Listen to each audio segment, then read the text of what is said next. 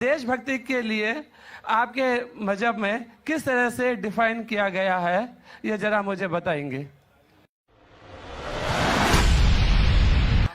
मेरा नाम गोविंद तिवारी है। मैं कॉलेज में प्रोफेसर हूँ। मैं जिस एरिया में रहता हूँ उस एरिया के आसपास कई मुस्लिम ऑर्गेनाइजेशन अपने स्कूल चलाते हैं और उस स्कूल में स्टार्टिंग में जब प्रेयर होता है वहाँ पर न ही वंदे मातरम गाया जाता है। जब मैंने उनके प्रिंसिपल से पूछा कि आप ऐसा क्यों करते हो, आप वंदे मातरम क्यों नहीं गाते हो स्कूल में, तो कहते हैं वंदे मातरम में हिंदू है।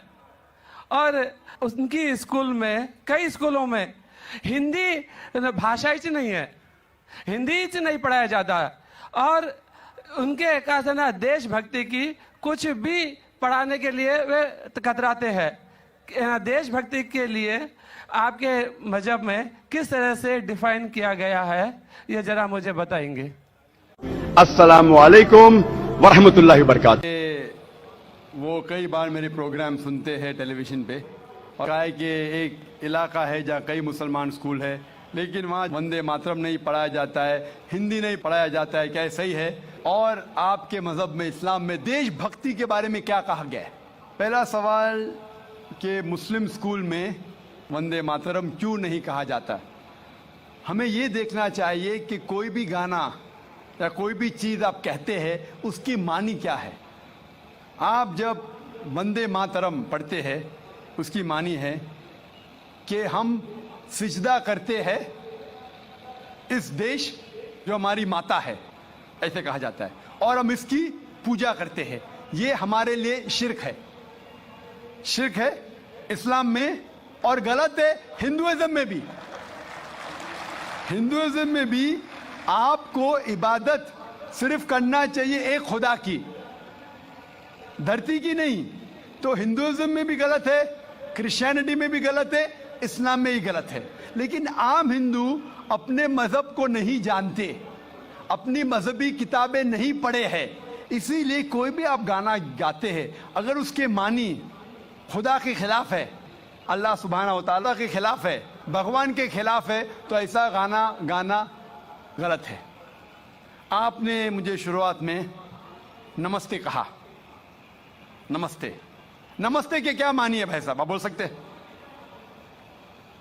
नहीं पता क्या मानी है? माइक्रोफोन ऑन कीजिए जरा भाई साहब का।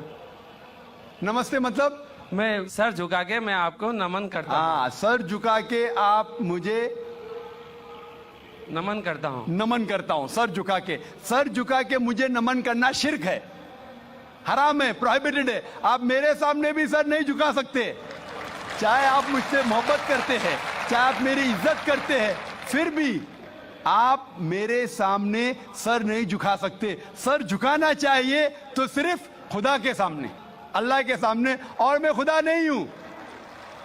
आप जानते, आप मेरी इज्जत कर सकते हैं, मेरी बात जो मैं कहता हूं उसके ऊपर अमल कर सकते हैं, लेकिन आप मेरे सामने सर नहीं झुका सकते। इसीलिए मैं जवाब में आपको कहूंगा अस्सलामु अलैकुम, आप पे सलामती हो, आप पे सलामती हो।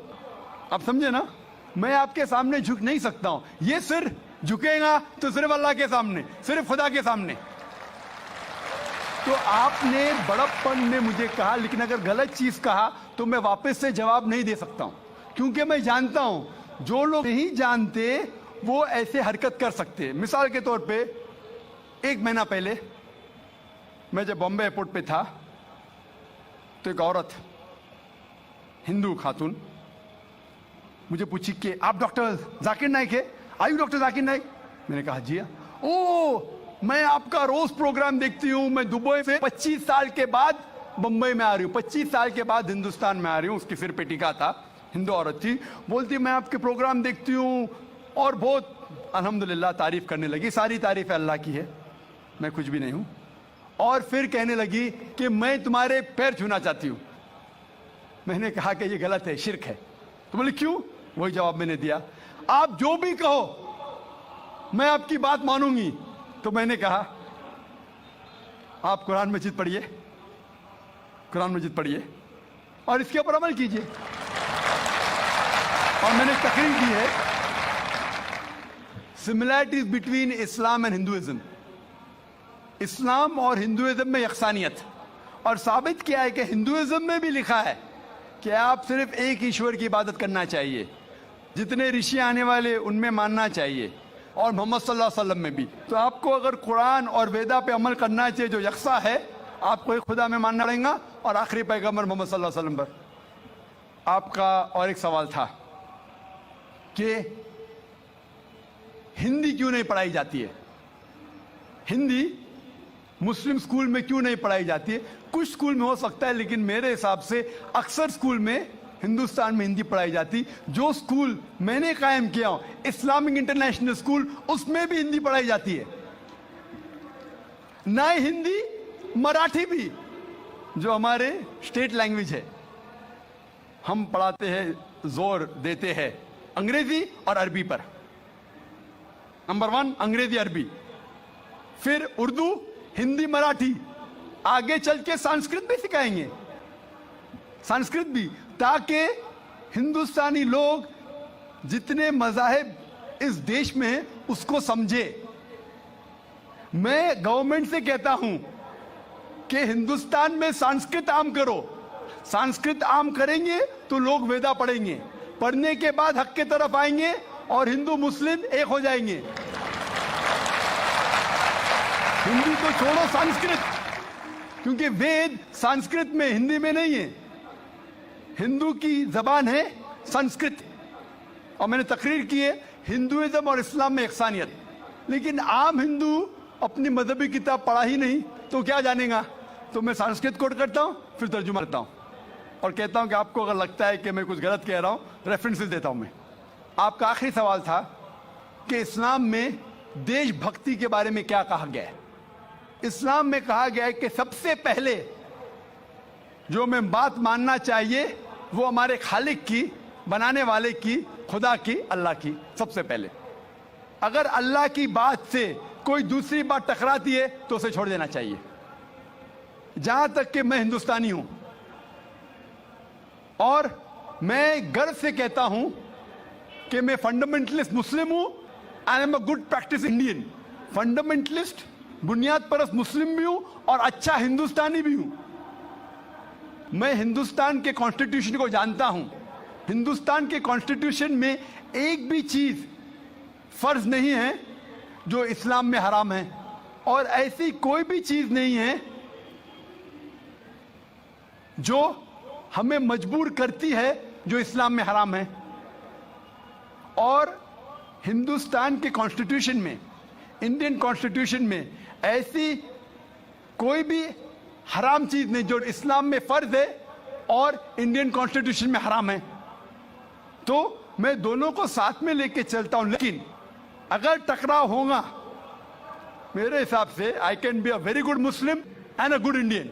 मैं अच्छा मुसलमान भी हूं और अच्छा हिंदुस्तानी भी हूं। लेकिन अगर आगे चल के, अभी तो कोई टकराव नहीं है, लेकिन अगर आप ऐसे देश में हैं जो देश का कानून अपने खालिक के कानून से टकराता है, तो खालिक का कानून ऊंचा है, खालिक का कानून ऊंचा है, खुदा का कानून ऊंचा है, अल्लाह का कानून ऊंचा है। फिर आता है देश। देश ने हमें, ठीक है, ये देश में हम जीते हैं, देश हमारे लिए फैसिलिटीज देता है, लेकिन हमें जान किसने दी? देश ने या खालिक ने? खुदा ने दी। ये हवा जो है, ये हवा के बिना 5 मिनट भी आप जिंदा नहीं रह पाएंगे। कितना? 5 मिनट भी नहीं जिंदा रह पाएंगे। किसने दी? देश ने या अल्लाह ने? खुदा ने। देश ने भी हमारे लिए अच्छे काम किए। मैं देश के खिलाफ नहीं हूं, मैं भी देशभक्त हूं। देशभक्त के मानी क्या? अगर आप बोलते देशभक्त मतलब देश की इबादत करना, तो मैं देशभक्त नहीं हूं। अगर देश की तरक्की चाहता हूं, हाँ मैं हूं देशभक्त। तो देशभक्त की मानी क्या इंपॉर्टेंट है। अगर देशभक्त मतलब देश की इबादत करना, तो ये गलत है। इबादत सिर्फ मैं खालिक की करता हूं, अल्लाह की करता हूं, खुदा की करता हूं। लेकिन देश की भलाई चाहता हूं। अगर वो देश कोई कानून लागू कर रहा है, वो शरीयत के अंदर है, खुदा के कानून के दायरे के अंदर है, तो मैं उनके साथ हूं। कई चीजें इस्लाम में मुबाह है, ऑप्शनल है, और अगर देश उसे कहता है कि करो, तो मैं करूंगा।